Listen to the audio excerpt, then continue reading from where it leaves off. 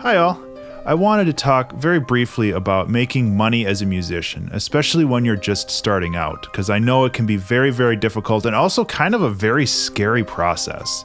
Now, full disclosure, this video is sponsored in part by DistroKid, but I have been recommending DistroKid for years. I actually have over 20 albums posted through their system. So really, when they approached me about this, it was a no-brainer on my part. I really love these guys and I want to support them and I want more people to know that they exist. But the conversation has popped up a lot lately about how to get your music online, how to grow your audience, and how to make money while doing it. Because even if you are a small musician, you do have the opportunity to make money, to actually get something back from all the work that you do. And a lot of people ask me, is Bandcamp good enough? Or is SoundCloud all I need to get more organic reach? And while I do love both of those services, I think that there are large gaps in what they can and cannot do when it comes to providing you with the best opportunity to get yourself out there and start making money back. Because I really do think that Bandcamp is amazing. Their service is incredible, and the rates that they have are pretty much top in the industry for what you get back for a purchase. However, I would say that almost 99% of the time, if somebody buys your album, they already know that you exist. They followed a link from your Facebook or your Twitter or your Instagram over into your Bandcamp page, and then they bought it from there. But this isn't organic reach. This isn't finding new fans. This is letting fans that already exist know how they can support you. Just letting them know that there's something new out for them to purchase. And that's also very valuable, and that's why Bandcamp is so incredible. But it does not really help you find new fans very easily. And SoundCloud is a little bit of a different story. They are really good at building an audience, but they don't pay back for any streams, and eventually you end up paying them quite a bit of money if you run out of space. That's what happened to me. I ran out of space on SoundCloud and I didn't want to remove anything, so I just started migrating everything over to YouTube. But that's a whole different conversation. And this is where digital distribution comes in. It kind of meets both of those services a bit in the middle. It dovetails very nicely between offering a way to make a reliable amount of money and also helping build your fan base, because both of those are very important, especially when you're just starting out. Because the biggest hurdle you have as a new musician is getting people to know that you exist. Basically getting in front of them and saying, hey, this is my music, I hope you like it.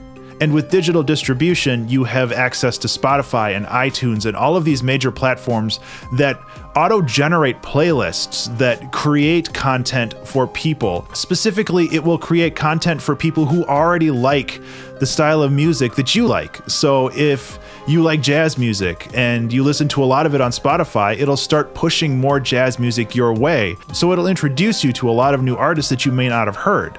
And that's really why I love digital distribution, because it allows for organic reach through these auto-generated playlists. And there's also curated playlists as well. If you wanted to get really deep into it, you can start talking to these curators and trying to get your music on their lists, and that really gives you a giant boost as well. So of course, there's always a fee associated with this as well.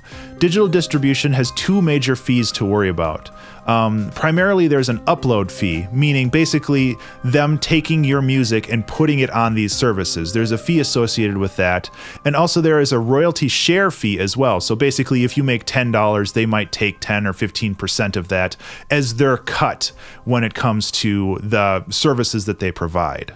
And years ago, I was looking for a platform to distribute on, and I went through a lot of different options, and I ended up on DistroKid. And what I like about DistroKid is it kind of turns the whole idea of the platform sideways, where instead of paying per album to upload, you're paying a flat fee every year, and you keep 100% of your royalties. And I think that that's really valuable in the long run, especially when you upload a lot of music like I do.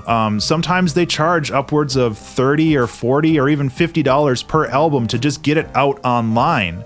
And then they're also taking, a percentage of the royalties back as well. Now that's a one-time fee, and DistroKid's is a yearly fee. But I feel that if you're putting out a lot of music or releasing singles every, couple weeks or months, it can really add up in charges if you're paying per single. And with DistroKid's model, you only pay the $20 and you can put out as much as you want every year. And I really love that format because that allows me to just crank out music and put new stuff out there, new and interesting things, and just get people interested in the art that I do, and not necessarily just try to work on one perfect song for, 6 months so I can put it out there and hope that it works. And because you're paying per year, they don't take any royalties as well. So when I started with DistroKid, I think the first year I only made $15. So I had a loss that year. But since I had more and more music on the platforms and more money coming from those platforms through DistroKid back to me, I started to realize that I was making more than those $20 back every year. And those scales started to tip toward DistroKid as the better option for me in the long run. I think that some of the other platforms give you a good quick fix to get it out there right away, but in the long run they're going to take way more money than DistroKid does. And to do just some rough math, Spotify pays $1 for about every 300 to 500 plays of a song.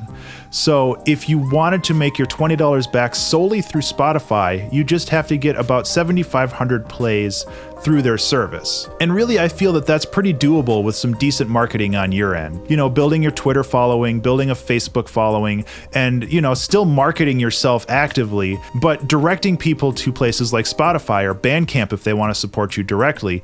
But a lot of people like Spotify because it's so mobile. Now, I'm focusing on Spotify, but it's also going on iTunes Music and Amazon and Google Music and a bunch of other services as well. I just say Spotify just to represent all digital distribution because that's the one I kind of focus on. So to recap, I really love Bandcamp and I really love SoundCloud, but I feel like they have a significant gap when it comes to growing your reach as an artist or getting a proper payout as an artist, because you need both of those to kind of get your foot in the door. And I think digital distribution helps you get your foot in the door for a lot of this. And if you do plan on doing digital distribution, I highly recommend giving DistroKid a look. Not just because of the flat fee, but also the very simple payout structure. It's a lot less confusing than a lot of the other places. Because after that, all you have to really do is just make good music, and how hard is that, So anyway, thank you guys so much for watching. I really appreciate this. I do have a DistroKid affiliate link in the description below. It is distrokid.com/VIP/Ben_Burns, and that's BURNES.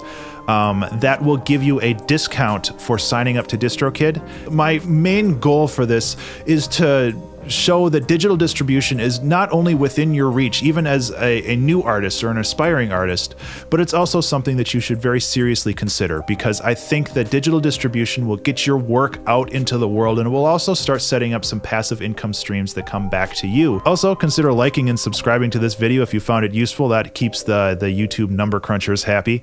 And thanks for watching. I'll see you in the next video. Bye.